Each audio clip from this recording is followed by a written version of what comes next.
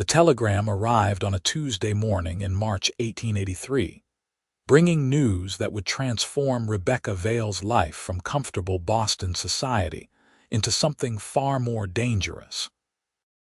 Her uncle Samuel, a prospector she had met only twice in childhood, had died in Park City, Utah, leaving her his entire estate, including a gold mine that had made him wealthy beyond measure in his final years. Rebecca stood in her family's parlor, the telegram trembling in her gloved hands as her mother read over her shoulder. At 22 years old, Rebecca had expected to marry well, perhaps to the banker's son who had been courting her with increasing persistence. She had not expected to inherit a fortune, and certainly not one that required her to travel across the country to claim it. "You cannot possibly go alone," her mother insisted, already wringing her hands. "Utah is wild country, Rebecca, full of desperados and rough men." But Rebecca's father, practical as always, saw opportunity. "The mine is worth a considerable sum according to Samuel's lawyer. The estate must be settled properly. I will accompany you, daughter." 3 weeks later, Rebecca found herself stepping off the train in Park City, her father beside her and 2 trunks of belongings behind. The mountain town sprawled across the hillsides, a chaotic mixture of mining operations, saloons, mercantile stores, and hastily built homes. The air smelled of pine and smoke, and everywhere she looked, men in dusty clothes moved with purpose between buildings. Samuel's lawyer, a nervous man named Garrett who kept dabbing his forehead with a handkerchief, met them at the station. "Miss Vale, Mr. Vale, welcome to Park City. I must warn you the situation is somewhat complicated." "Complicated how?" Rebecca's father asked sharply. Garrett shifted his weight. "Your uncle's mine, the Morning Glory, is extremely valuable. It has produced consistently for 3 years now. Word of his death has spread, and there have been several attempts to file claims suggesting the mine was obtained through fraud, that your uncle owed gambling debts that should transfer ownership, even one claim of a secret partnership. All nonsense, of course, but wealthy mines attract vultures." Rebecca felt a chill despite the spring warmth. "Are we in danger?" "Not physically, I should not think," Garrett said, though he did not sound convinced. "But you should know that several local men have made it clear they intend to acquire the mine one way or another. Marcus Caldwell has offered to buy it for half its value. Victor Strand has suggested marriage as a solution." "Marriage?" Rebecca's mother would have fainted at such audacity. "To his son," Garrett clarified. "Though Mr. Strand is himself a widower and has hinted he would not be opposed to a more direct arrangement." Rebecca's father's face reddened. "My daughter is not for sale, and neither is her inheritance. Take us to the mine immediately." The ride up the mountain road took nearly an hour in Garrett's wagon. Rebecca watched the town fall away below them, replaced by steep slopes covered in aspen and pine. Mine works dotted the hillsides, and she could hear the distant sounds of hammering and drilling. The Morning Glory sat in a small valley between 2 peaks, a surprisingly orderly operation. A sturdy office building stood near the mine entrance, along with several equipment sheds and a bunkhouse for workers. But as they approached, Rebecca noticed something odd. Only one man was visible, sitting on the porch of the office building, a rifle resting across his knees. He stood as they approached, and Rebecca found herself studying him with unexpected interest. He was tall and lean, probably in his mid-20s, with sun-darkened skin and light brown hair that needed cutting. His clothes were simple, canvas pants and a worn shirt, but clean. What struck her most were his eyes, a clear gray that assessed them with intelligence and wariness. "Mr. Garrett," the man said, his voice a low drawl, "these would be Samuel's kin, I expect. Miss Rebecca Vale and her father, Mr. Jonathan Vale," Garrett confirmed. "This is Asher Egan. He has been guarding the mine since your uncle's death." "Guarding it?" Rebecca's father asked. "Where are the workers?" "Sent them home with 2 weeks' wages," Asher said simply. Once word got out that Samuel had died, men started sniffing around. Strangers asking questions, people trying to access the tunnels at night. Seemed safer to shut down operations until the inheritance was settled legal and proper. "You have been here alone?" Rebecca found herself asking. Those gray eyes met hers directly. "Yes, madam, 3 weeks now. And you are being paid?" her father asked suspiciously. Asher's expression did not change. "No, sir. Samuel was good to me when I needed work 5 years back. Figure I owe him this much." Rebecca exchanged a glance with her father. Men did not work for nothing, especially not dangerous work. "You must have bills, Mr. Egan. Surely you cannot afford to work without wages." "I get by," was all he said. Garrett cleared his throat. Asher was one of Samuel's most trusted men, worked as foreman for the past 2 years. Your uncle spoke highly of him. They spent the next hour touring the property. Asher proved to be knowledgeable and straightforward, explaining the mine's operations, showing them the office records that Samuel had kept meticulously, and pointing out the security measures he had implemented. Rebecca found herself watching him when she should have been listening to Garrett's legal explanations. There was something compelling about the way Asher moved, economical and sure, and the way he spoke, using no more words than necessary but making each one count. "The mine is producing well," Asher told them as they stood near the entrance to the main shaft. "Samuel had mapped out at least 2 more years of good ore, maybe more. But you need to understand, Miss Vale, that operating a mine takes constant vigilance. Men get hurt if the timbers are not checked daily. Equipment breaks down. And then there are the claim jumpers, the saboteurs, the thieves who would steal equipment or ore or both."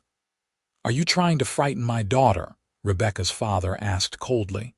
"No, sir. Trying to make sure she understands what she has inherited. This is not a Boston bank account. This is hard work and constant risk." Rebecca lifted her chin.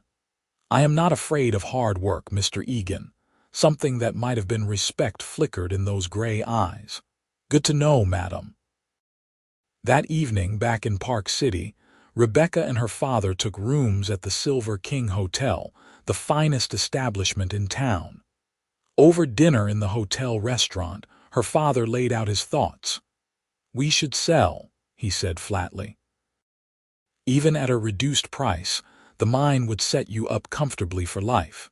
You could return to Boston, make a good marriage, live well." "Uncle Samuel did not want the mine sold," Rebecca pointed out. "His will specifies that I inherit it directly with no requirement to sell." "Your uncle was a prospector and a dreamer. You are a young woman alone in rough country. Be practical, Rebecca." But something in Rebecca resisted the idea. Perhaps it was the way Asher Egan had looked at her when she said she was not afraid of hard work, as though he was measuring her and finding her less wanting than he had expected. Perhaps it was the thought of returning to Boston and the banker's son, and a life that suddenly seemed impossibly small. "I want to see it run for at least a month," she said. "I want to understand what Uncle Samuel built before I make any decisions." Her father argued, but Rebecca had inherited his own stubbornness along with Samuel's mine. In the end, he agreed to return to Boston and manage affairs there while she remained in Park City for 6 weeks, staying at the hotel and visiting the mine daily to learn the operation. "But you will have a chaperone," her father insisted. "I will not have your reputation ruined." Garrett helped arrange for Mrs. Morrison, a widow who ran a boarding house, to serve as Rebecca's companion. She was a practical woman in her 50s who had lived in Park City for a decade and knew how to handle rough country. The day after her father departed on the eastbound train, Rebecca rode up to the Morning Glory in a rented buggy, Mrs. Morrison beside her. Asher was on the porch again, but this time he stood when he saw them approaching. "Miss Vale," he said with a small nod. "Madam," to Mrs. Morrison. "I want to reopen the mine," Rebecca announced. "I want to understand how it operates. Can the workers be rehired?" Asher studied her for a long moment. "You are staying, then? For now? Will the men come back? Most of them, I expect."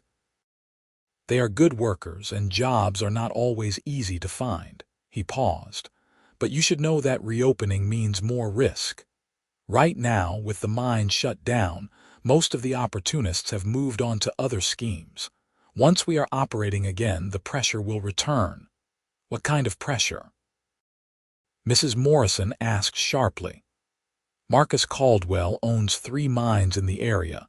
He has been trying to buy out smaller operations to build an empire. He does not like being told no. Victor Strand runs the biggest gambling hall in town and has his fingers in various enterprises, not all legal. He sees the Morning Glory as an opportunity. And then there are the smaller players, men who would sabotage the operation or cause accidents, hoping to drive down the value or convince Miss Vale to sell." Rebecca felt a flutter of fear but pushed it down. "And you think you can protect the mine from all of that?" "No, madam, but I can make it harder for them, and I can teach you what you need to know to run this place properly." "Why?" The question burst out before Rebecca could stop it. "Why are you doing this without payment? What do you want?" Asher's expression remained neutral, but something shifted in his eyes. "Samuel gave me a job when I had nothing. My father drank himself to death, left my mother and sisters with debts. I was 18, angry, looking for someone to blame. Samuel could have sent me packing, but instead he gave me work, taught me mining, treated me fair. When my mother got sick 2 years ago, he advanced me wages to pay the doctor. She died anyway, but I never forgot that kindness." He met Rebecca's eyes directly. "I do not want anything from you, Miss Vale. I just want to see Samuel's legacy protected until his kin can take proper hold of it." The honesty in his voice struck something deep in Rebecca. She nodded slowly. "Then let us begin. What do I need to learn first?" Over the following weeks, Rebecca discovered that running a gold mine was far more complex than she had imagined. Asher proved to be a patient teacher, explaining the geological surveys, the assay reports that measured ore quality, the equipment maintenance schedules, and the careful management of workers' safety. She learned to read the timber supports for signs of stress, to calculate the value of ore based on gold content, and to maintain the complicated accounting that tracked every expense and profit.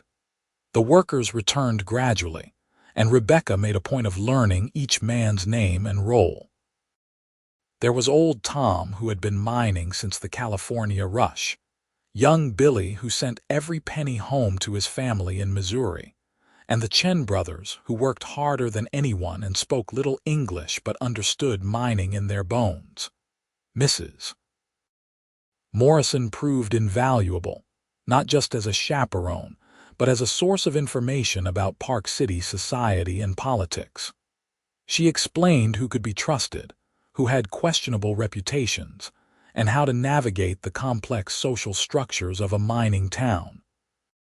But it was Asher who occupied more of Rebecca's thoughts than she cared to admit. She found herself watching the way he moved through the mine, confident and capable. She noticed how the workers respected him, how he never asked them to do anything he would not do himself. When a timber cracked in the second week and needed emergency replacement, Asher was down in the shaft with the men, his shirt soaked with sweat as they worked against time to secure the tunnel. Rebecca brought them water, ignoring Mrs. Morrison's protests that it was not proper.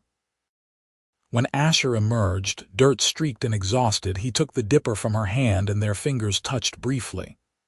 The contact sent an unexpected jolt through her. "Thank you," he said, his voice hoarse from dust. "Are you all right? Is everyone safe?" "All safe. It was caught early." He drained the dipper and handed it back. "You should not be down here when there is instability." "It is my mine," Rebecca said.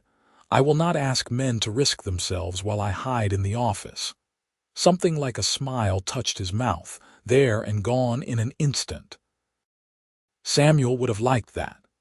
The pressure Asher had warned about began in the third week.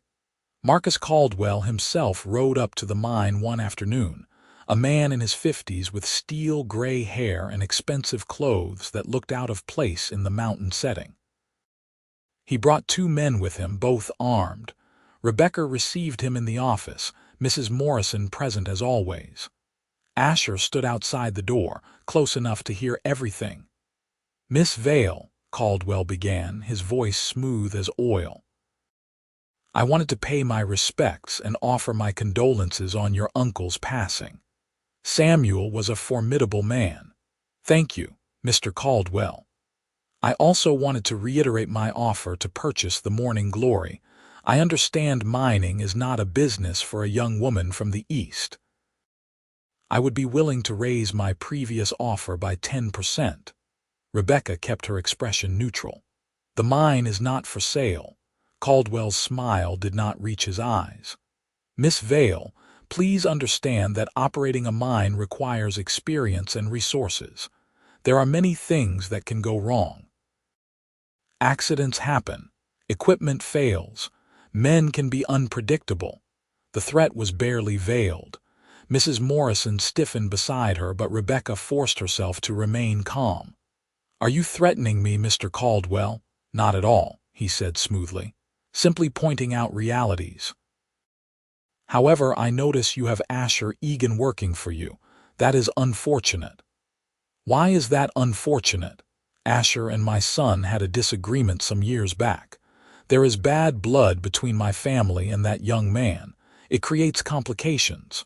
"What kind of disagreement?" Rebecca asked, though something told her Caldwell's version would be self-serving. "My son was courting a young woman. Asher took exception and attacked him without provocation. My son was badly hurt. I could have had Asher arrested, but Samuel intervened." Caldwell's expression hardened. "The point is, Miss Vale, that having Egan as your foreman makes things more difficult. There are men in this town who will not work with him, suppliers who will not deal with him." After Caldwell left, Rebecca stepped outside to find Asher still standing there, his face carefully blank. "Is what he said true?" she asked. "Did you attack his son?" "Yes." No elaboration, no excuses. Why? Asher's jaw tightened. "Because Clay Caldwell forced himself on a woman who worked at the boarding house. She was 16. He thought his father's money meant he could do as he pleased." Rebecca felt her stomach turn. "And after you intervened?" "Samuel paid the doctor bills for both Clay and the girl. Got her a job in Salt Lake City where she would be safe. Caldwell wanted me arrested for assault, but the girl told the sheriff what had happened. No charges were filed, but Caldwell has hated me since." "You did the right thing," Rebecca said quietly. "Maybe, but it made me enemies. Caldwell is not wrong that some people will not work with me. You should think about that." Rebecca looked at him, this man who had stood up for someone powerless at cost to himself, who was guarding her mind for nothing, who taught her with patience and never made her feel foolish for her ignorance. "I do not care what Caldwell thinks," she said. "You stay." Something shifted in Asher's expression, a warmth that had not been there before. "Yes, madam." The incidents began small. A broken wheel on the ore wagon that could have been accident or sabotage.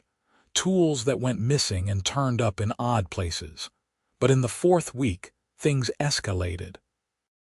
Someone tried to start a fire in the equipment shed late at night. Asher caught it early, woke the workers sleeping in the bunkhouse, and they got it under control before serious damage was done. Rebecca arrived early the next morning to find Asher examining the scene, his face grim. It was deliberate, he said without preamble. Rags soaked in kerosene, placed where the fire would spread fast. Who would do this? Could be anyone Caldwell or Strand hired. Could be freelancers hoping to create chaos and profit from it. He looked at her seriously. This is going to get worse, Miss Vale. These men want your mine and they are willing to play rough to get it. Then what do? I can hire more guards, but that takes money and trust. We could go to the sheriff, but half the town is in Caldwell's pocket. He paused. Or you could sell, get out before someone gets hurt. Rebecca felt anger flare hot in her chest. I will not be driven off my own property by criminals and bullies. Then we fight, Asher said simply, but you need to understand the risks. I understand them. What do you need? Over the next few days, Asher brought in 3 men he trusted, former mining colleagues who were skilled and, more importantly, loyal. They established a rotation of guards, secured the buildings more thoroughly, and made sure someone was always watching the approaches to the mine. Rebecca found herself spending more time at the mine, sometimes staying until after dark. Mrs. Morrison clucked with disapproval but came along, setting up in the office with her knitting while Rebecca learned the finer points of mining operations from Asher. One evening in early May, as the sun set behind the western peaks, Rebecca stood outside the office and looked out over the valley. The work had shut down for the day, and most of the men had headed back to town. Only Asher remained, checking the final equipment lockdown. He joined her on the porch, moving quietly for such a tall man. They stood in comfortable silence for a moment, watching the light fade. "It is beautiful up here," Rebecca said softly. "I never expected that." "Most people only see the dirt and danger," Asher agreed. "But Samuel used to say this mountain had its own kind of grace." "Did you know him well?" "As well as anyone, I suppose. He was a private man in some ways, but generous. Fair. He loved this mine, not just for the gold, but for what it represented. Proof that a man could make something of himself through honest work and persistence." Rebecca glanced at him. "Is that why you are protecting it? For what it represented to him?" Asher was quiet for a long moment. "At first, maybe, but now I have other reasons." Her heart skipped. "What reasons?" He turned to face her fully, and in the fading light his eyes were darker, more intense. "You know what reasons, Rebecca." It was the first time he had used her given name, and the sound of it in his low voice sent warmth through her. She should have been scandalized, should have corrected him, but instead she found herself stepping closer. "This is complicated," she whispered. "Yes. I am from Boston. You are a mining foreman. Our worlds are very different. Yes, people would talk. They would say I was foolish, that you were after my money. They would." His hand came up, rough fingers gentle as they touched her cheek. "Are those reasons enough to walk away?" Rebecca's breath caught. She had been courted by proper Boston gentlemen with fancy words and calculated gestures. None of them had ever made her feel what she felt now, standing in the mountain twilight with this man who asked for nothing and gave everything. "No," she said. "They are not." He kissed her then, careful and tender, as though she were something precious that might break. Rebecca leaned into him, her hands coming up to rest on his chest, feeling the solid warmth of him through the worn fabric of his shirt. The kiss deepened, and she felt something inside her unfold, some tightly held part of herself she had not known was waiting.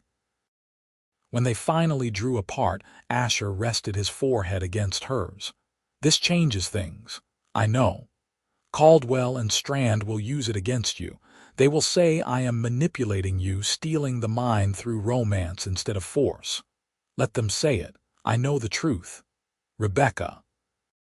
Her name again, low and rough with emotion.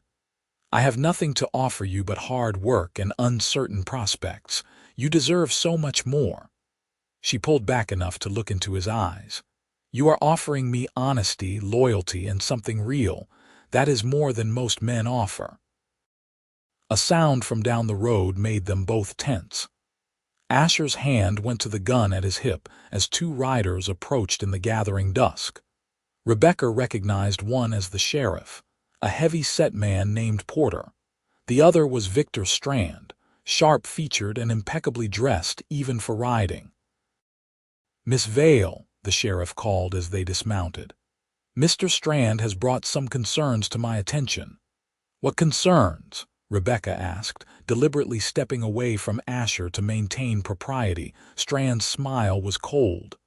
"I have heard reports of incidents at your mine. Fires, sabotage." "Very troubling. The sheriff and I thought it prudent to check on your safety." "How considerate," Rebecca said dryly. "As you can see, I am perfectly safe." "Are you, though?" Strand's eyes flicked to Asher. "Isolated up here with only hired men for protection." "A young woman alone is vulnerable to all manner of dangers." The implication was clear and insulting. Asher took a step forward, his body tense, but Rebecca laid a hand on his arm. "I have Mrs. Morrison as my companion," she said coolly, "and my workers are honorable men. Unlike some people in this town, they understand proper behavior." Strand's expression hardened. "Miss Vale, I am trying to help you. The mining business is dangerous, especially for someone unfamiliar with local conditions. If something were to happen to you, the consequences could be severe. I would hate to see you hurt or worse." "Is that a threat, Mr. Strand?" the sheriff asked, surprising Rebecca. Perhaps Porter was not entirely in Caldwell's pocket after all. "Of course not," Strand said smoothly, "simply expressing concern. However, I should mention that I have been approached by several individuals who claim to have documentation showing that Samuel Vale obtained this mine through fraudulent means. I have advised them to pursue legal remedies." "That is nonsense," Rebecca snapped. "My uncle's claim was properly filed and recorded." "I am sure it was," Strand said. "But proving it in court can be expensive and time-consuming. Naturally, if you were to sell the mine to someone local, someone with resources and connections, those legal challenges would likely disappear." Asher's voice was hard as stone. "That is extortion." "That is business," Strand corrected. "Miss Vale, I am prepared to offer you a fair price for the morning glory, significantly more than Caldwell's offer. You could return to Boston a wealthy woman, free of all these troubles." Rebecca looked at the man, seeing the calculation in his eyes, the assumption that she would fold under pressure. Something in her hardened into pure stubbornness. "Mr. Strand, I would not sell you this mine if you offered me twice its value. Now get off my property." Strand's face darkened. "You are making a mistake." "That is my choice to make. Sheriff, unless you have official business here, I would like these gentlemen to leave." Sheriff Porter nodded slowly. "You heard the lady, Strand. Time to go." After they rode off, Rebecca found she was shaking with anger and reaction. Asher's hand found hers in the darkness, steady and warm. "You made an enemy tonight," he said quietly. "I already had enemies. At least now they know I will not be bullied." She squeezed his hand. "Thank you for not intervening. You handled it well. But Rebecca, Strand is dangerous.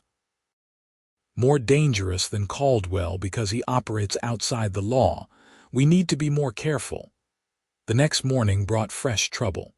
Rebecca arrived at the mine to find Asher and the guards clustered around the main shaft entrance. As she approached, she saw why. Someone had damaged the hoist mechanism that lowered workers and equipment into the mine. The thick rope had been partially cut, weakened so it would fail under load. "If we had not checked the equipment this morning," old Tom said, his face pale, "someone could have died." Rebecca felt sick. "This is attempted murder." "And we cannot prove who did it," Asher said grimly. "The cuts were done carefully, made to look like wear and tear. Any decent lawyer would create reasonable doubt. So they can try to kill us and face no consequences." "Welcome to the reality of power in a mining town," one of the guards said bitterly. "Rich men do as they please." But Asher was studying the damaged rope with narrowed eyes. This was done by someone who knows mining. The cuts are in exactly the right place to cause catastrophic failure. Not many men have that knowledge. "What are you thinking?" Rebecca asked. "That maybe Caldwell or Strand hired someone from inside the mining community, someone who would know how to sabotage equipment." He straightened. "I am going to ask around carefully. See if anyone has heard of miners being approached for suspicious work." Over the following days, Asher made discreet inquiries while Rebecca worked to keep the mine operating. The hoist was repaired, but the incident had shaken the workers. 2 men quit, unwilling to risk their lives for a mine that seemed cursed. Rebecca understood their fear, but she also felt a growing determination. Her uncle had built something valuable and good. She would not let criminals destroy it through intimidation and violence. The breakthrough came from an unexpected source. Billy, the young miner who sent money home to Missouri, approached Rebecca hesitantly one afternoon as she was reviewing the payroll in the office. "Miss Vale, I heard something you should know about." "What is it, Billy?" "There is a man in town, a drifter named Carson. He was drinking heavy at the saloon last night, bragging about easy money coming his way. He said something about how rich folks will pay well for a man who knows explosives and is not too particular about what gets blown up." Rebecca's blood ran cold. "Explosives?" "Yes, madam. I thought you should know, seeing as how we have had troubles." She found Asher immediately and relayed the information. His expression grew dark. "If they are planning to use explosives, they are not just trying to scare you anymore. They want to destroy the mine entirely, make it worthless. Can we stop them? Maybe. If we can catch Carson in the act and prove who hired him." Asher thought for a moment. "We need to set a trap." That night they made a show of leaving the mine unguarded. The regular guards were hidden in the trees surrounding the property, while Asher and Rebecca waited in the darkened office, watching through the window. Mrs. Morrison had protested vigorously when Rebecca insisted on being part of the trap, but Rebecca had been firm. "It is my mine and my risk." "You are becoming entirely too Western," Mrs. Morrison had said with a mix of exasperation and pride. The hours dragged. Rebecca sat close to Asher in the darkness, acutely aware of his presence beside her. They spoke in whispers, keeping watch. "What will you do?" Asher asked softly. "After all this is resolved one way or another, I do not know," Rebecca admitted. "A month ago I would have said return to Boston without hesitation. Now nothing is certain. Because of the mine." She turned to look at him, his profile barely visible in the starlight through the window. "Because of many things." His hand found hers in the darkness. "Rebecca, I need you to know that whatever happens, whatever you decide, I will not hold you to anything. You do not owe me your future because of what you feel now. What I feel now." She kept her voice low but could not hide the emotion in it. "What do you think I feel? I think you are caught up in the adventure, the danger. I think you are brave and stubborn and more alive than you have ever been. But when things settle, you might realize you want your old life back." Rebecca shifted closer, bringing her free hand up to his face, feeling the rough stubble on his jaw. "You think I am in love with the adventure. You are wrong." "What are you in love with then?" "You," she said simply. "I am in love with you." She felt him go still, felt the sharp intake of his breath. "Rebecca, I know it is fast. I know it is complicated, but I also know what I feel, and I am not a foolish girl who confuses excitement with love. I have been courted by men who said pretty words and meant none of them. You have never said pretty words, Asher, but every action shows me who you are. That is what I love." He kissed her then, deep and hungry, his hand cupping the back of her head. Rebecca poured everything she felt into that kiss, all the fear and hope and fierce determination. When they broke apart, Asher's voice was rough. "I love you too. God help me, I tried not to, but I love you." A sound outside made them both freeze. Through the window they saw a shadow moving near the equipment shed. Asher tensed, his hand going to his rifle. "Wait," Rebecca whispered. "Let him commit to the action." They watched as the shadow, presumably Carson, moved methodically around the shed, placing something at regular intervals. Even in the darkness, Rebecca could see the shape of dynamite sticks. Asher gave a low whistle, the signal to the hidden guards. Men emerged from the trees, surrounding Carson before he could react. There was a brief scuffle, the sound of cursing, and then the guards had him subdued. Asher and Rebecca emerged from the office. In the light of the lanterns the guards carried, Carson was revealed as a rough-looking man in his 40s, his face twisted with anger and fear. "You have no right," he snarled. "I was just walking through." "With enough dynamite to blow up half the mountain," Asher said coldly. "Save it." Sheriff Porter arrived within the hour, summoned by one of the guards. He surveyed the scene, the captured saboteur and the carefully placed explosives. "Well, Carson," Porter said heavily, "this is serious business. Attempted destruction of property, reckless endangerment. You are looking at serious prison time." "I want a lawyer," Carson spat. "You will get one. But right now you are going to tell me who hired you." "I do not know what you mean," Porter sighed. "Listen, Carson, you are already caught red-handed. Cooperating might help your case." "Who paid you to do this?" But Carson remained stubbornly silent, even when they hauled him off to the jail in town. Rebecca felt frustration settle in her chest. "We have the saboteur, but not the man who hired him," she said. "Not yet," Asher replied. "But Carson is not a strong man." "A few days in jail, facing real consequences, and he will likely talk." It took 4 days. 4 days during which the mine operated under heavy guard, and Rebecca faced increasing social pressure in town. Women who had been coolly polite now cut her directly. Shopkeepers served her, but with obvious reluctance. The message was clear: Caldwell and Strand had influence, and crossing them came with costs. But on the 4th day, Sheriff Porter came to the mine with news. "Carson talked," he announced. "In exchange for a lighter sentence, he has given up his employer.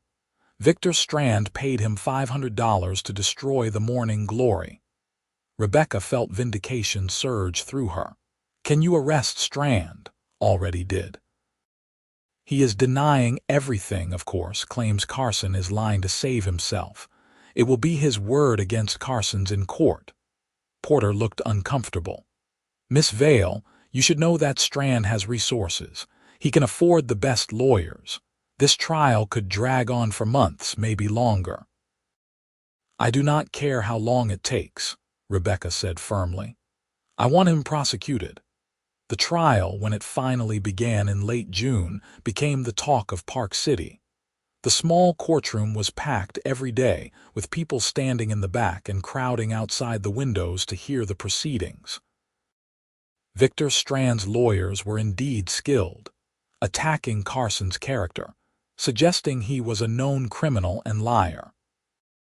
But the prosecution had physical evidence: the dynamite, the placement pattern that showed clear intent to destroy the mine, and Carson's detailed testimony about meeting with Strand, receiving payment, and being given specific instructions. Rebecca attended every day, sitting in the front row with Mrs. Morrison on one side and Asher on the other. The whole town watched their proximity, the way Asher's hand would sometimes rest on the back of her chair, the quiet conversations they shared during recesses. On the 3rd day of the trial, Marcus Caldwell himself took the stand as a character witness for Strand. Rebecca watched with disgust as he testified to Strand's upstanding nature, his contributions to the community, his sterling reputation. During cross-examination, the prosecutor asked a pointed question. "Mr. Caldwell, is it true that you also made offers to purchase the Morning Glory mine from Miss Vale?" "I did, yes, as a legitimate business transaction." "And when she refused, did you continue to pressure her?" Caldwell's expression hardened. "I simply pointed out the realities of running a mine. Realities such as accidents and sabotage." "Objection," Strand's lawyer called out, but the seed was planted. The jury saw the connection between the two powerful men and their interest in acquiring Rebecca's property. The turning point came when Asher testified. He laid out the timeline of incidents at the mine, the escalating threats, and the careful documentation he had kept of everything.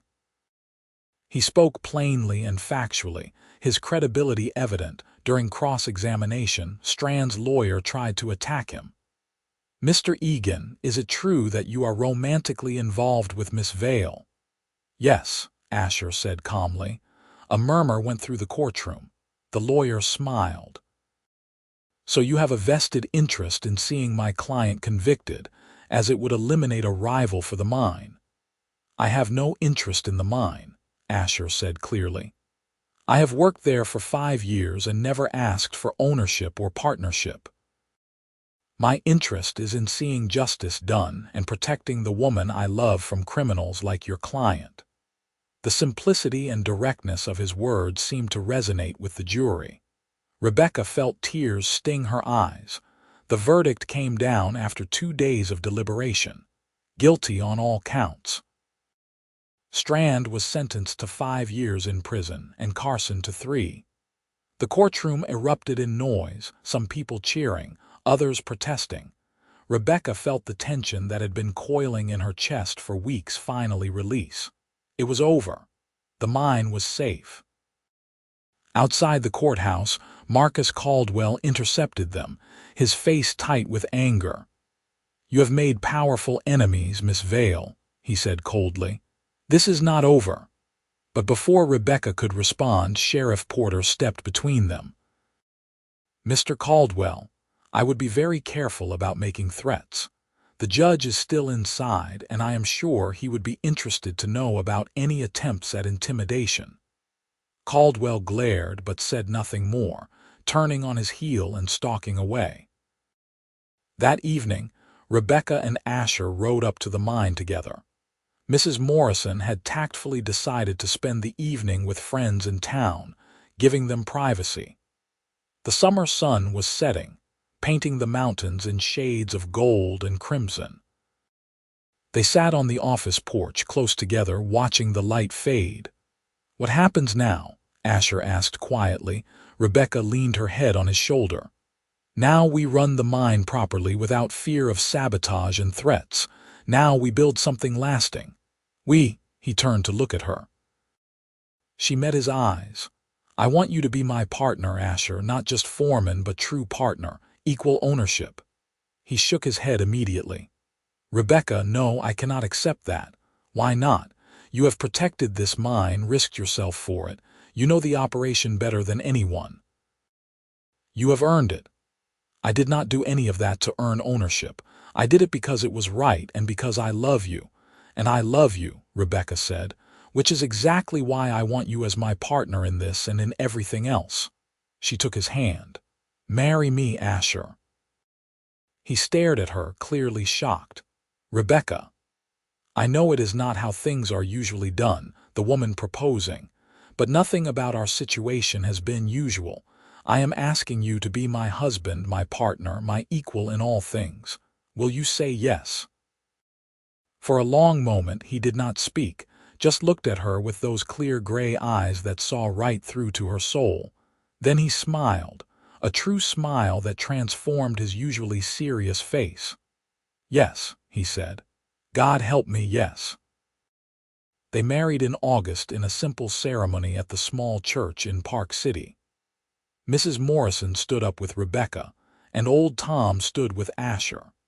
Half the town attended, some out of genuine affection, others out of curiosity to see the Eastern heiress marry her cowboy foreman.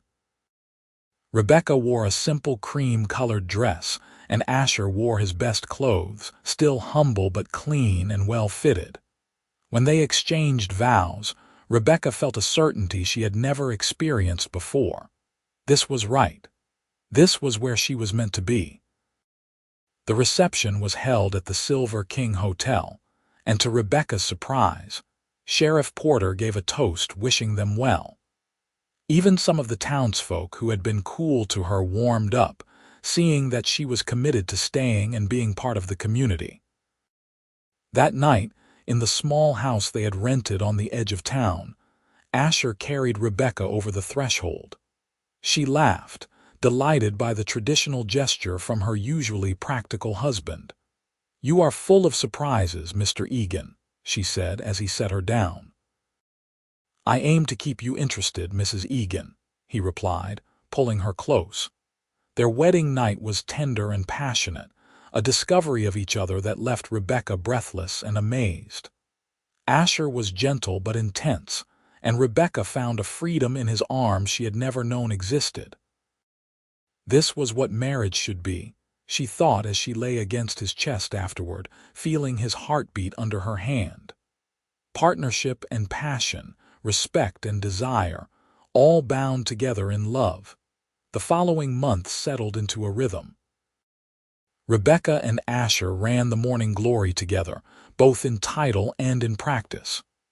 Rebecca handled the business side, the negotiations with ore buyers, the financial planning, the legal matters.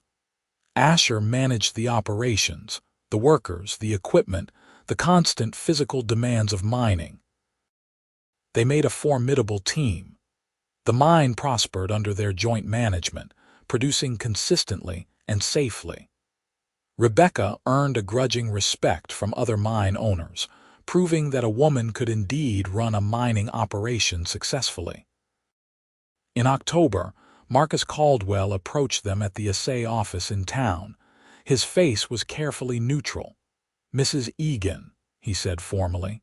"Mr. Egan, I wanted to offer my congratulations on your marriage and the success of the Morning Glory." Rebecca was instantly suspicious. "Thank you, Mr. Caldwell. I also wanted to propose a business arrangement. My mine, the Silver Creek, has hit a difficult vein.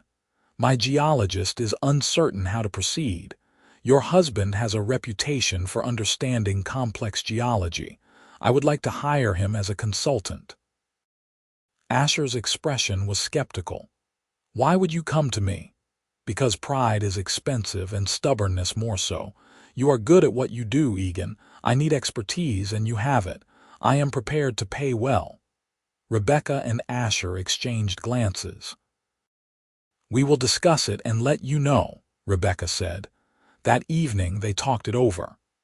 Asher was reluctant, remembering all the hostility, but Rebecca saw opportunity. "If you help him, if we do business with Caldwell, it establishes us as legitimate players in this community," she pointed out. "It moves us past the conflict and into normal business relations." "You are thinking strategically," Asher said with a small smile. "I learned from a good teacher." Asher agreed to consult on the Silver Creek problem, and his recommendations proved sound. The mine recovered its productivity, and Caldwell paid the agreed price without argument. It was not friendship, but it was a kind of peace. Winter came to the mountains, bringing snow and cold that shut down operations at the higher elevations. Rebecca and Asher spent more time in town, planning for the spring and managing the business side of the mine. In December, Rebecca realized she was pregnant.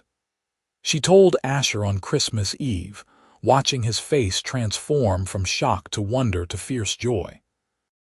"A baby," he said softly, his hand spreading across her still flat stomach. "Our baby."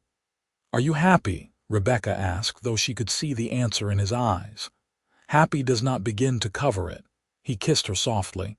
"You have given me everything, Rebecca. A home, a purpose, a future. Now a child. I do not have words for what I feel." "Then show me," she whispered. Their son was born in late summer of 1884, a healthy boy with his father's gray eyes and his mother's dark hair. They named him Samuel after Rebecca's uncle who had started it all. Rebecca discovered that motherhood suited her.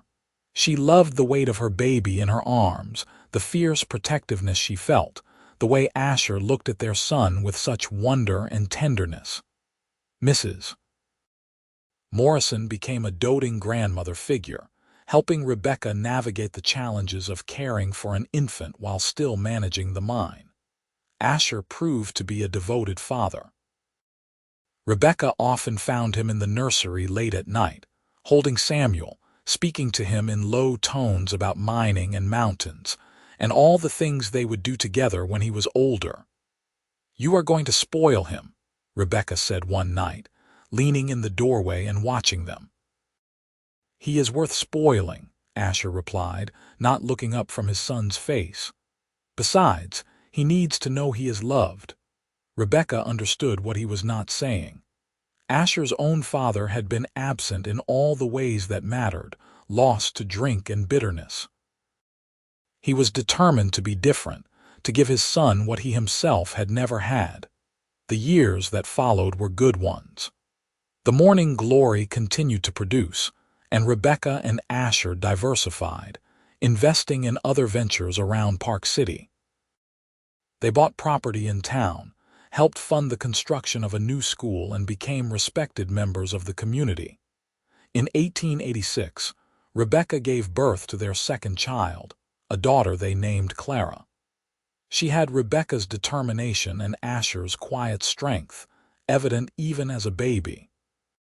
The family grew and prospered. Samuel and Clara grew up running through the mine property in summer, learning from their father about geology and hard work, learning from their mother about business and standing firm in what you believe. Victor Strand was released from prison in 1888, but he left Park City immediately, his influence broken. Marcus Caldwell remained, but the animosity had faded into simple business rivalry. He and Asher would never be friends, but they could work together when necessary. In 1890, when Samuel was 6 and Clara was 4, Rebecca stood on the porch of their home and looked out over Park City. They had built a real house now, not the rented place from their early marriage, but a solid 2-story home with a view of the mountains. Asher joined her, slipping an arm around her waist. "What are you thinking about? How different my life is from what I expected," Rebecca said. 7 years ago, I thought I would marry a banker's son and live in Boston. Instead, I am here. Regrets?" Asher asked quietly. She turned to look at him, this man she had fallen in love with against all logic and expectation, this man who had given her a real partnership and deep love and a life full of purpose. "Not a single one," she said. "This is exactly where I am meant to be." He kissed her, sweet and familiar after years of marriage, but still with that spark that made her heart race. Inside the house, they could hear the children playing, Samuel reading to Clara from one of his books. Outside, the mine that had brought them together continued its steady work, no longer under threat, but thriving under their care. Rebecca thought about the telegram that had arrived that Tuesday morning so long ago, changing her life forever. She thought about her uncle Samuel, who she had barely known, but who had given her this incredible gift. Not just the mine, not just the wealth, but the opportunity to discover who she really was and what she was capable of. The Morning Glory mine would eventually play out, as all mines did. But the legacy that mattered most was not the gold but the life they had built. The children they were raising, the community they had helped strengthen, the love they shared that had stood firm through every challenge.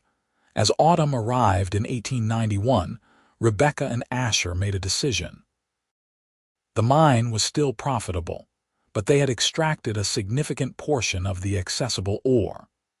Rather than push deeper and risk the safety of their workers, they began to plan for the mine's eventual closure and transition to other ventures. "We have been blessed by the morning glory," Asher said as they discussed the future. "But our real wealth is not in the ground. It is in what we have built together." They invested in a lumber mill, recognizing that Park City's growth would require building materials. They expanded their property holdings and began developing residential areas for working families. Rebecca started a lending library in town, and Asher helped establish a mining safety training program. On a crisp October evening in 1892, Rebecca and Asher hosted a dinner at their home for the mine workers and their families. It was a tradition they had started years ago, a way to thank the men who worked so hard and to acknowledge that the mine's success was built on their labor and skill. Old Tom, now retired but still sharp, raised a glass. "To Samuel Vale, who found the gold. To Rebecca and Asher Egan, who built something better than gold. They built a fair operation where men were treated right, and they built a family that is a credit to this town." Everyone raised their glasses, voices echoing the toast. Rebecca felt Asher's hand find hers under the table, that simple gesture of connection and partnership that had sustained them through everything. After the guests departed and the children were asleep, Rebecca and Asher sat in their living room, the fire crackling in the hearth. 9 years had passed since that first telegram. 9 years that had transformed Rebecca from a proper Boston lady into a mountain woman who could read an assay report and negotiate with ore buyers and run a household in rough country. "Do you ever wonder what your life would have been like if you had sold the mine right away?" Asher asked, echoing her earlier thoughts. "If you had taken the easy path?" Rebecca considered the question seriously. "I would have been comfortable, safe. I would have married someone acceptable and had a perfectly ordinary life. And I would have been miserable, though I probably would not have known why." "You think so?" "I know so. Because I had a glimpse of that life before the telegram arrived, and even then I felt restless, like I was waiting for something to begin." She turned to look at him. "You were what I was waiting for, this life, this purpose, this love. You gave me all of that." "We gave it to each other," Asher corrected. "You took a chance on a cowboy with nothing to his name but stubbornness and a willingness to work. You made me a partner when I had not earned it. You had earned it 100 times over." He pulled her close, and they sat in comfortable silence, watching the fire. Outside, the first snow of the season was beginning to fall, white flakes drifting past the windows. In 1893, when the national economy suffered a severe depression, Park City felt the impact.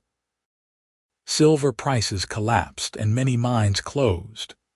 The morning glory focused on gold, weathered the storm better than most, but Rebecca and Asher still had to make difficult decisions. They cut their own salaries first, before reducing worker hours. They negotiated payment plans with suppliers and creditors. They sold some of their investments at a loss to maintain operations. It was a hard year, testing everything they had built, but they survived, and their workers remembered the loyalty Rebecca and Asher had shown. When times improved, the morning glory had a dedicated workforce that other mines envied. Through it all, the family remained strong. Samuel, now 9, showed an aptitude for mathematics and engineering that delighted his parents. Clara, at 7, had her mother's business sense and her father's love of the mountains. A third child, a boy they named James, was born in 1894, completing their family. As the century drew to a close, Rebecca sometimes thought about her parents in Boston. Her father had visited once, shortly after Samuel was born, and had been forced to admit that Rebecca had built a good life. Her mother never came, unable to accept that her daughter preferred mountain life to Boston society, but they maintained correspondence. In 1899, on a warm summer evening, Rebecca and Asher rode up to the Morning Glory together, leaving the children with Mrs. Morrison. The mine was still operating, though on a smaller scale. Many of the richest veins had been exhausted, but steady production continued. They stood at the mine entrance, looking out over the valley they had come to love. 16 years, Rebecca said softly. 16 years since that telegram changed my life. Best 16 years of my life, Asher said. Every single one, even the year with the fire and the trial. And the economic depression, even those. Because we faced them together and we came through stronger. He turned to her.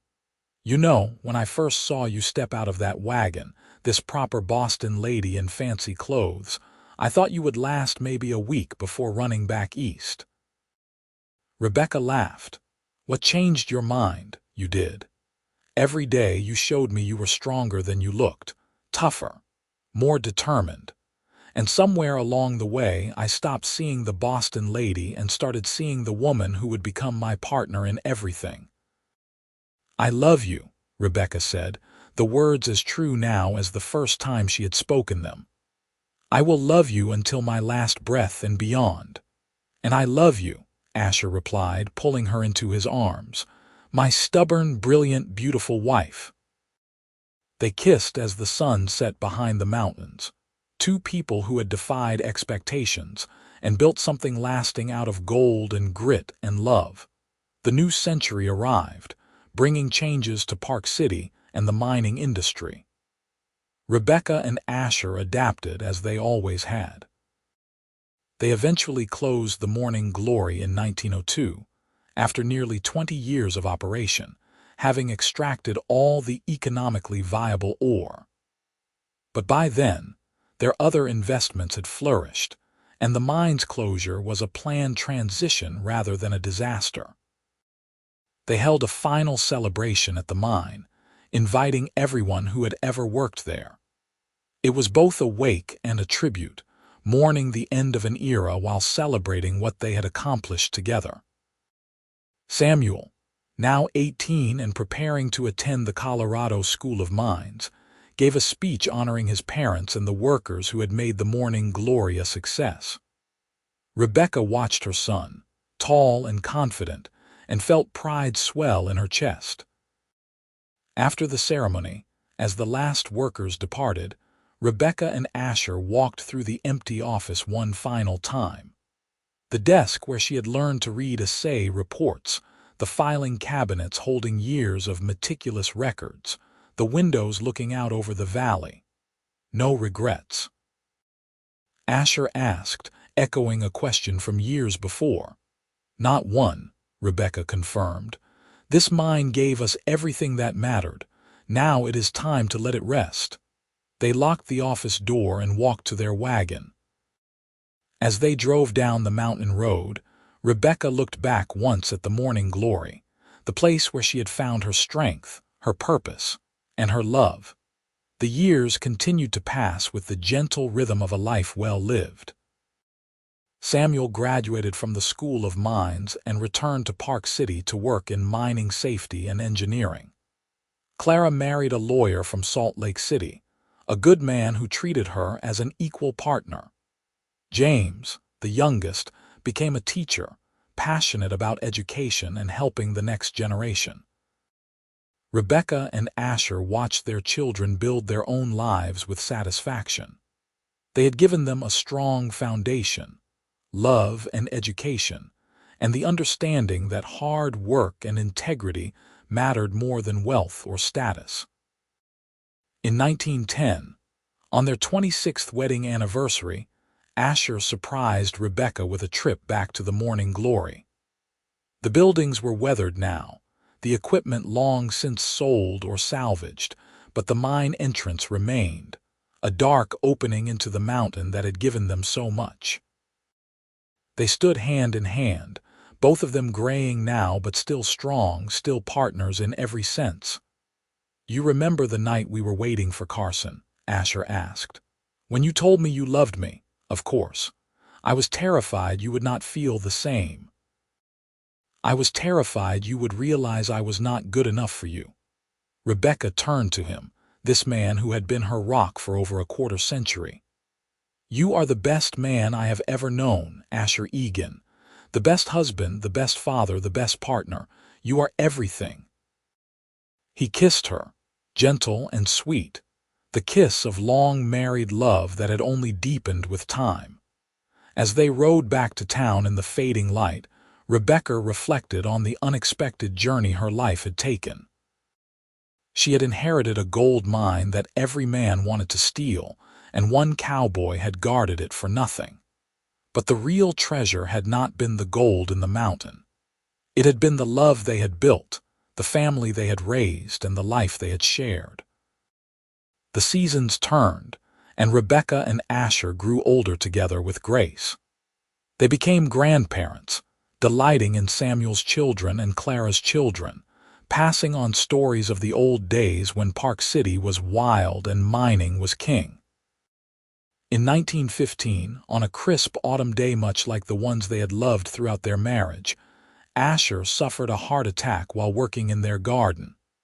Rebecca was with him, holding his hand as the doctor worked frantically. "Stay with me," she whispered fiercely. "You promised me forever."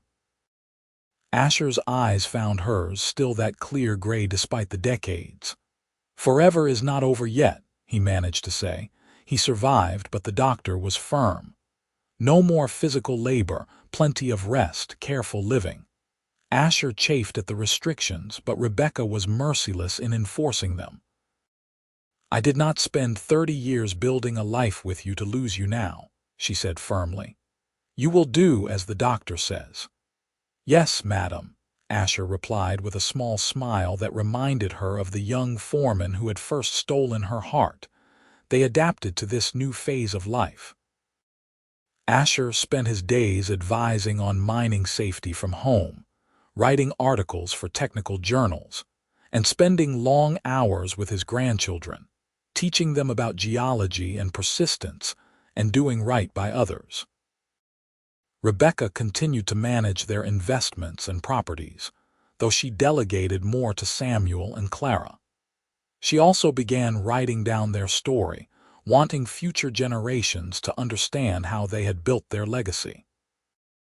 On their 40th wedding anniversary in 1924, the whole family gathered for a celebration. 3 children, 7 grandchildren, and even 1 great-grandchild, Samuel's daughter having married young. The house rang with laughter and love. That evening, after everyone had gone to bed, Rebecca and Asher sat on their porch, watching the stars emerge over the mountains. 40 years, Rebecca said softly. "Sometimes it feels like yesterday, and sometimes it feels like we have always been together." "Both are true," Asher said, his hand finding hers with the ease of long practice. "We built a good life, Rebecca, better than I ever imagined possible. We built it together. That was always the secret, partnership and trust and love." They sat in comfortable silence, 2 people who had long since learned that words were not always necessary. Their love had been tested by fire and threat, by economic hardship and personal loss, and it had emerged stronger each time. Asher lived another decade, defying the doctor's grim predictions. He saw his grandchildren grow, saw Park City transform from a rough mining town into a more settled community, saw the world change in ways both wonderful and troubling. When he finally passed in 1934, peaceful in his sleep with Rebecca beside him, the whole town mourned. The funeral was the largest Park City had ever seen, with people coming from across Utah to pay their respects to a man who had lived with integrity and kindness. Rebecca stood at the graveside, surrounded by her children and grandchildren, and felt the weight of loss press down on her. But she also felt gratitude for the incredible gift she had been given, 50 years with a man who had loved her completely and built a life with her that had mattered. She lived another 8 years, remaining sharp and engaged until the end. She saw her great-grandchildren, continued to manage the family's investments, and finished writing the story of her life with Asher. When she died in 1942, at the age of 81, she was laid to rest beside Asher in the Park City Cemetery. Their graves looked out over the valley where the Morning Glory mine had once operated, the place where their story had truly begun. The headstone was simple but meaningful: Rebecca and Asher Egan, partners in life and love, 1883–1934 and 1883–1942. But the real monument to their love was not carved in stone. It was in the children and grandchildren and great-grandchildren who carried forward their legacy of integrity and hard work and fierce devotion to family. It was in the businesses they had built and the community they had helped strengthen. It was in the story that was passed down through generations, the tale of how a Boston lady inherited a gold mine and found love with a cowboy who asked for nothing but gave her everything. And on quiet evenings, when the sun set behind the mountains and the air smelled of pine and possibility, people in Park City still told the story of Rebecca and Asher Egan, who had proven that the greatest treasure was not found in gold veins, but in the love between two people who chose each other every single day, through every challenge, building a legacy that would outlast any mine. Their great-grandson would eventually write a book about them, published in 1965, that brought their story to a wider audience. But for those who had known them, who had worked beside them or been helped by them, or simply witnessed the quiet devotion they showed each other, no book was necessary. They had seen true love in action, had witnessed a partnership that transformed not just two lives but an entire community. The Morning Glory mine was eventually reclaimed by the mountain, its entrance sealed for safety. But the story of what had happened there, of a woman who refused to be intimidated, and a man who guarded her inheritance for nothing but love, that story lived on. It was told to children at bedtime, shared among friends over coffee, remembered by those who valued love over gold. Because in the end, that was the truth that Rebecca and Asher had proven through their lives together. Gold could be mined out, fortunes could be lost, empires could crumble. But love, real love built on respect and partnership and choosing each other every day, that was the treasure that never depleted, the mine that never ran dry, the legacy that would echo through generations, forever and always.